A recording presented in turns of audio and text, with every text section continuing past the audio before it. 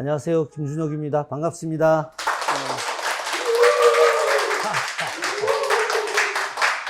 또 이렇게 또 열렬한 또 환영을 받으면서 강의를 하게 돼서 굉장히 기쁩니다. 사실 이 이름이 참 멋있습니다. 수원 무관학교. 이제 옛날에는 지리지라는 게 있거든요. 지리지가 조선의 모든 지역에 대한 이제 특성을 담아내는 게 이제 지리지인데, 그 지리지 중에 가장 대표적인 것이 동북여지승남이에요. 그래서 동북여지승남의 수원 도호부조에 보게 되면 수원은 무예를 숭상하는 도시다, 이렇게 되어 있거든요.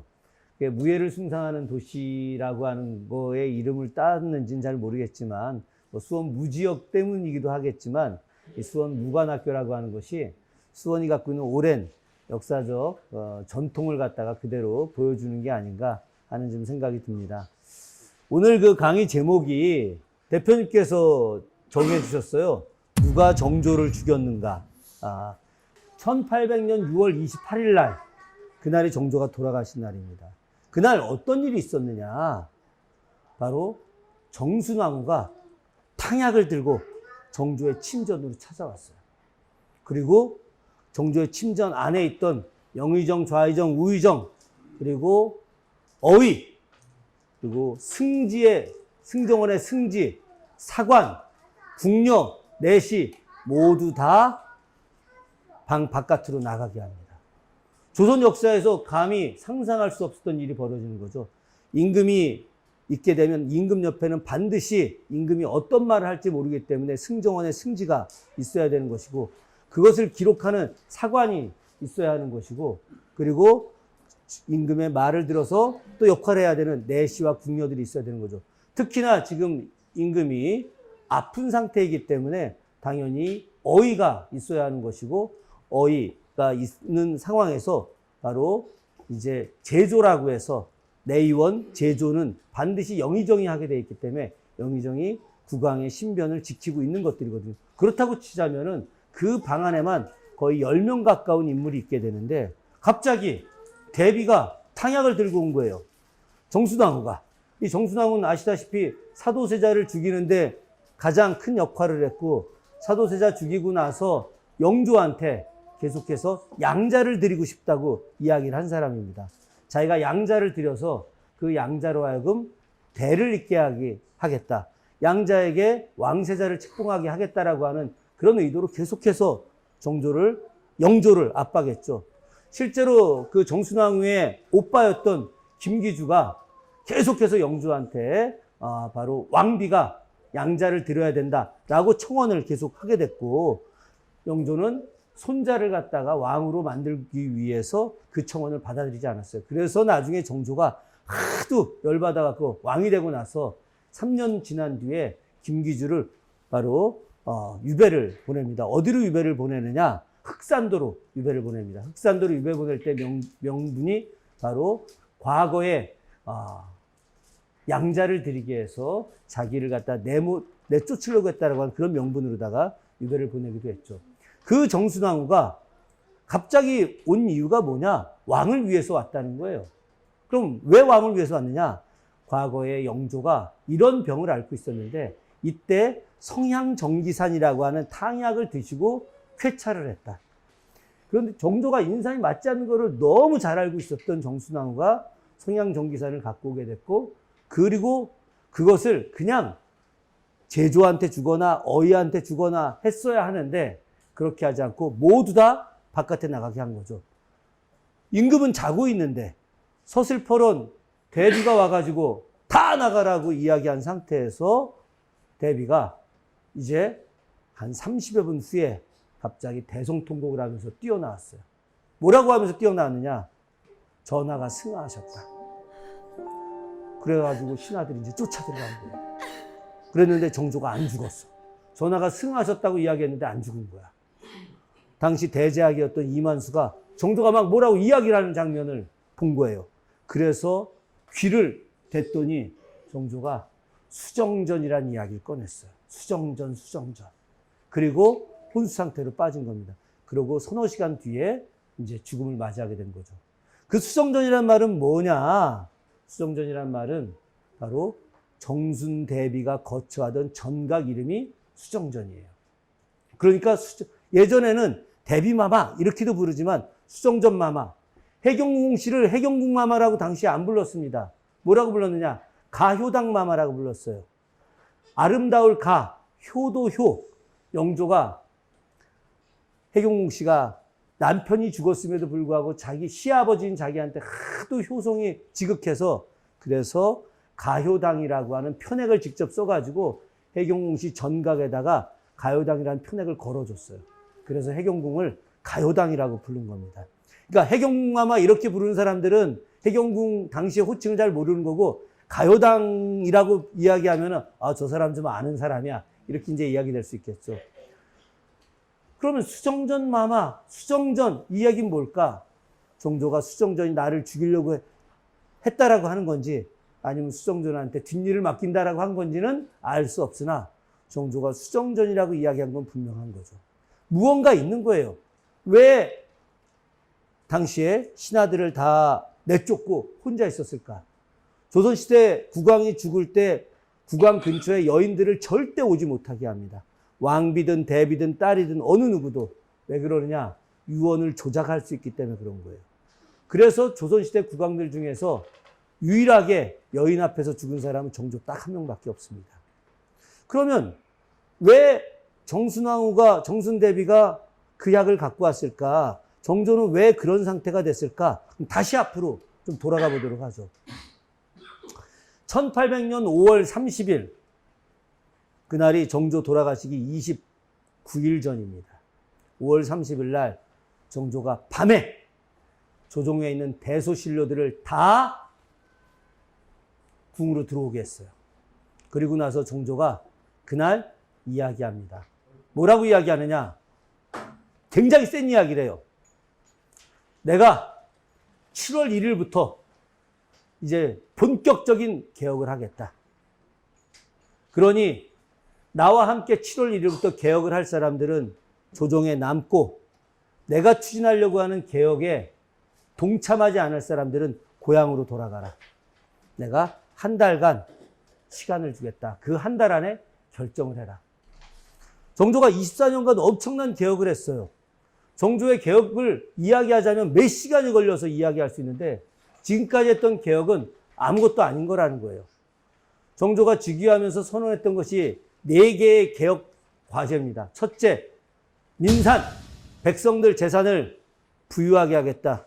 우리 대표님이 늘 말씀하시는 경제활성화 똑같은 겁니다. 두 번째, 인재를 육성하겠다. 경제 발전시키려면 인재가 필요하죠. 그죠? 인재 없이 어떻게 경제 발전시키겠습니까? 그래서 인재를 육성하겠다. 인재 육성하는 것은 문과 무 함께 발전시키겠다. 학문은 규장각을 통해서, 무예는 장룡형을 통해서. 그래서 새가 좌우의 날개로 날아가듯이 수레가 양바퀴로 움직이듯이 문과 무는 함께 발전해야 된다. 조선에서 제일 큰 문제는 뭐냐? 무는 중요시 여기는데 무는 천시했던 거거든요.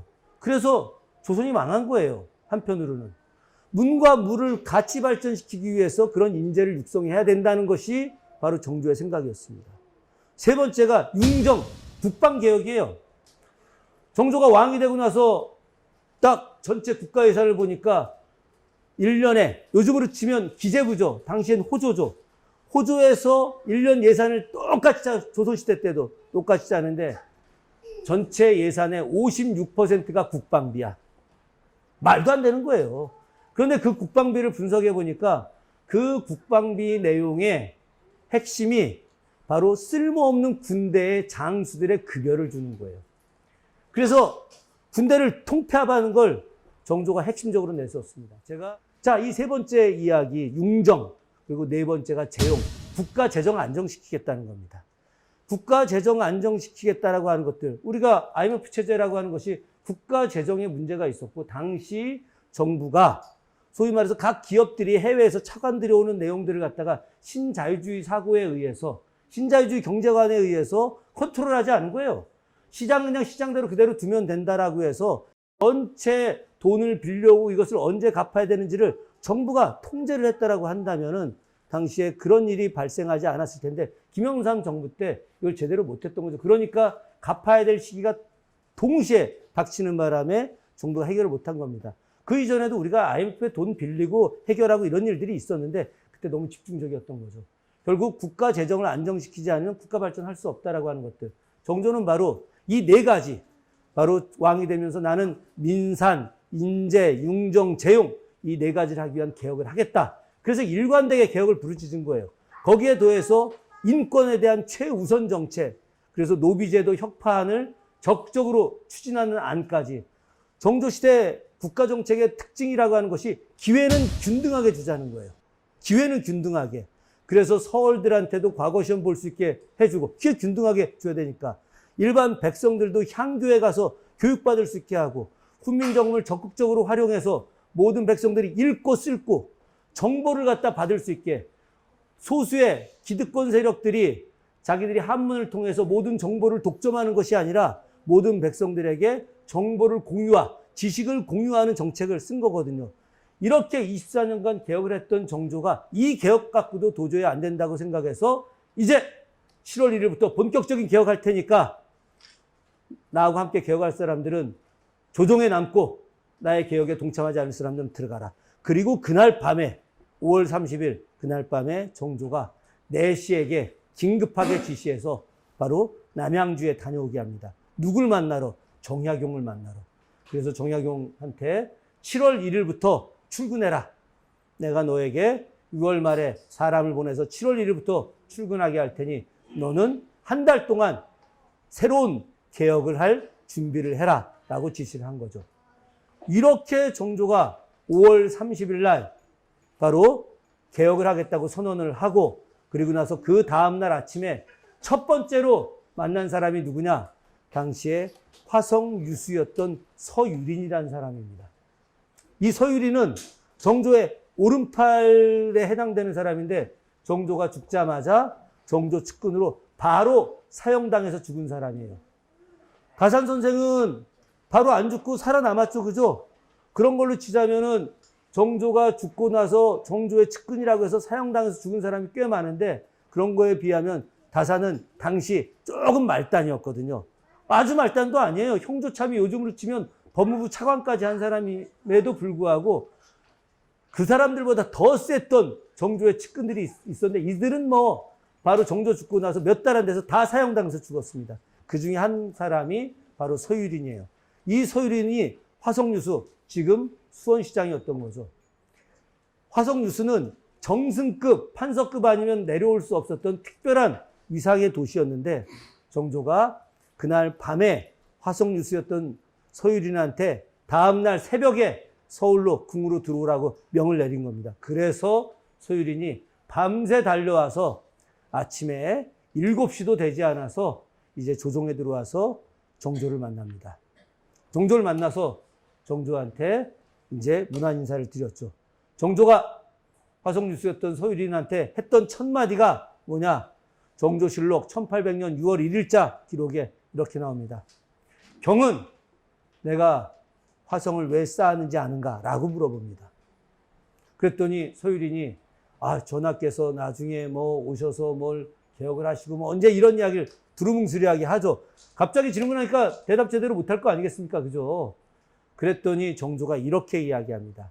내가 화성을 쌓은 이유는 조선의 모든 백성들이 바로 농사를 활성화해서 부유하게 하기 위함이다.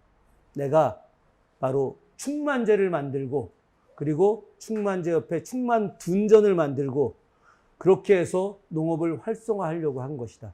대표님이 잘하셨던 바로 그 서호 저수지, 서호 그 일대를 정조가 바로 이야기를 꺼내는 거예요. 농업을 갖다가 개혁하기 위해서 내가 화성을 쌓은 거다.